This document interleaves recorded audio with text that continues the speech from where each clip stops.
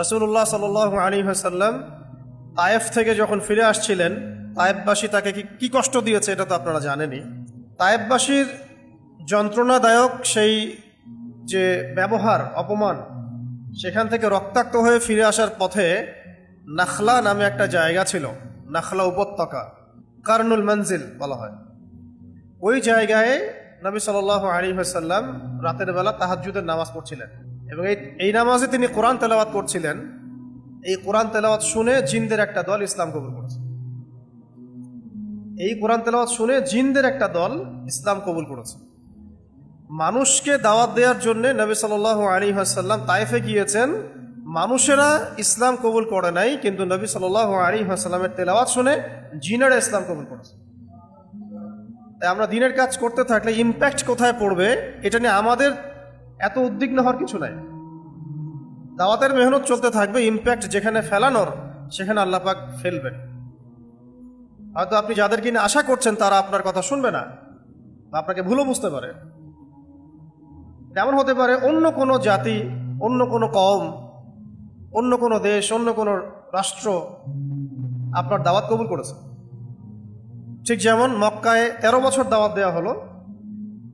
মক্কায় 13 বছর ইসলামের দাওয়াত দেওয়া হলো। প্রথম দিকে মক্কাবাসীর আচরণ কি ছিল আপনারা তো জানেন। আবার সেখান থেকে আবু বকর, ওমর, ওসমান, আলী তাদের মতো সাহাবীও তৈরি হয়েছেন। কিন্তু ইসলামী রাষ্ট্র কায়েম হলো প্রথমে গিয়ে মদিনায়। কোথায়? মদিনায়। 13টা বছর আবু জেহেলদেরকে বোঝানো হলো ইসলাম সম্পর্কে, কোরআন সম্পর্কে, শরিয়া সম্পর্কে, তারা কবুল করলো না। 3 বছর দাওয়াত দেওয়া হলো মদিনায়। 3 বছরের মধ্যে মদিনায় ইসলামী রাষ্ট্র কায়েম হলো। ইম্প্যাক্ট কোথায় পড়বে এটা নিয়ে আমাদের এত উদ্বিগ্ন হওয়ার কিছু নাই। আমাদের কাজ দাওয়াত দেয়া। মাদ্রাসা পূর্ব ভাইরা যদি হাকিকত বুঝতে না পারে, আল্লাহ পাক জেনারেল শিক্ষিত ভাইদেরকেও তুলে নিয়ে আসতে পারেন। জেনারেল ভাইরা যদি হাকিকত বুঝতে না পারে, আল্লাহ পাক অমুসলিমদেরকে হেদায়েত দিয়ে ইসলাম কবুল করাতে পারেন। আল্লাহ পাকের কোনো দল, জাতি, গোষ্ঠী, ব্যক্তির কোনো পরোয়া নাই। ইন তানসুরুল্লাহ ইয়ানসুরুকুম, তোমরা যদি আল্লাহকে সাহায্য করো, মানে আল্লাহর দ্বীনকে সাহায্য করো, আল্লাহ তোমাদেরকে সাহায্য করবে। ওয়া ইন তাতাওয়াল্লাউ ইস্তাবদিল কওমান গায়রাকুম, তোমরা যদি মুখ ফিরায় চলে যাও, আল্লাহ পাক প্রয়োজনে অন্য কওমকে হেদায়েত দিয়ে তোমাদের স্থলাভিষিক্ত করবেন। সুম্মা লা ইয়াকুনু আমসালাকুম, তারা তোমাদের মতো অপদার্থ হবে না। আল্লাহ পাক আমাদেরকে সৃষ্টি করেছেন, জিন জাতীয় সৃষ্টি করেছেন। আমি জিনের কথাটা কেন বললাম প্রথমে? কারণ আমরা যত পড়াশোনা করছি, এডুকেশন সিস্টেমটা স্কুল থেকে নিয়ে, কলেজ থেকে নিয়ে, বিশ্ববিদ্যালয়ে, ইঞ্জিনিয়ারিং, মেডিকেল সায়েন্স, কেউই জিনের অস্তিত্ব বিশ্বাস করে না। কারণ জিন দেখা যায় না। ফেরেশতার অস্তিত্ব বিশ্বাস করছে না, কারণ ফেরেশতা দেখা যায় না। কোনো কোনো ক্ষেত্রে তারা আল্লাহর অস্তিত্বও বিশ্বাস করছে না, কারণ আল্লাহকে দেখা যায় না। নাউযুবিল্লাহ বিল্লাহ।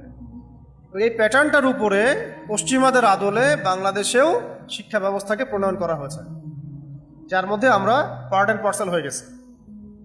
আর আমাদের রিজিকের সোর্সকে বেঁধে দেওয়া হয়েছে এই শিক্ষার সাথে, যাতে করে আপনি you are bound to do so, আপনি এই শিক্ষা শিখতে বাধ্য, নাহলে আপনি চাকরি পাবেন না, আপনি ক্যাডার হতে পারবেন না, ভালো জব পাবেন না। তাহলে যে শিক্ষার বুনিয়াদটা হচ্ছে নাস্তিকতার উপরে, অবিশ্বাসের উপরে, কুফরের উপরে, কোরআনে আল্লাহ পাক যেটা বলছেন সেটাকেও তার অস্বীকার করতে বিন্দুমাত্র বুক কাঁপছে না। এসব কি এই যুগে চলে? এগুলো আগের যুগের কথা। এই যুগ তো সায়েন্স অ্যান্ড টেকনোলজির যুগ, এই যুগে আবার এগুলো চলে।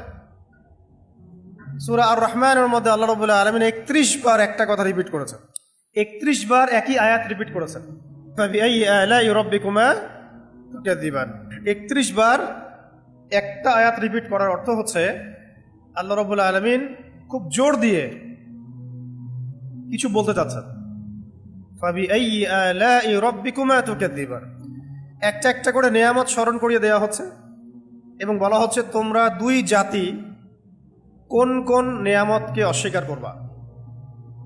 তোমরা দুই জাতি বলতে এখানে ওই যে ওয়ামা খালাকতুল জিন্না ওয়াল ইনসা ইল্লা লিয়াবুদুন, জিন জাতি আর মানব জাতিকে বলা হচ্ছে যে তোমরা দুই জাতি তোমাদের রবের কোন কোন অনুগ্রহকে অস্বীকার করবে।